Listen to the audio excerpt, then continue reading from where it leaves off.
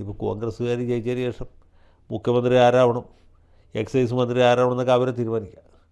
നമ്മളതിനെപ്പറ്റി ഒന്നും ആലോചിച്ച് വിഷമിച്ചിട്ട് ഒരു കാര്യമില്ല. പക്ഷേ ഞാൻ പറയാൻ വന്നത് ഈ പറയുന്ന ഒരു കുറ്റബോധത്തോട്ടാണ്.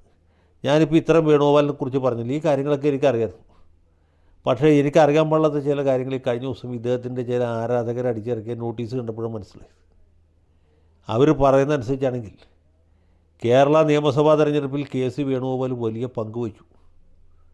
അത് ചെറിയ പങ്കല്ല, രമേശ് ചെന്നിത്തല വഹിച്ച പങ്കല്ല, സണ്ണി ജോസഫ് വഹിച്ച പങ്കുമല്ല, വി.ഡി. സതീശൻ വഹിച്ച പങ്കിനേക്കാളും വലിയ പങ്ക് ഇദ്ദേഹം വഹിച്ചു. അതെന്താ വെച്ചാൽ ഒരുപാട് നേരത്തെ തന്നെ സർവേ നടത്തി ഓരോ മണ്ഡലത്തിലും ജയസാധ്യതയുള്ള സ്ഥാനാർത്ഥി ഇദ്ദേഹം കണ്ടുപിടിച്ചു. ഇദ്ദേഹം കണ്ടുപിടിച്ചവരാണ് ഇത്തവണത്തെ പുതുമുഖ സ്ഥാനാർത്ഥികൾ നല്ലൊരു പങ്ക്. അവരിൽ നിന്ന് പുള്ളി ചില വിഹിതം ഈടാക്കിയെന്ന് ചില കുബുദ്ധികൾ പറയുന്നുണ്ട്, അതിനെപ്പറ്റി അറിയില്ല.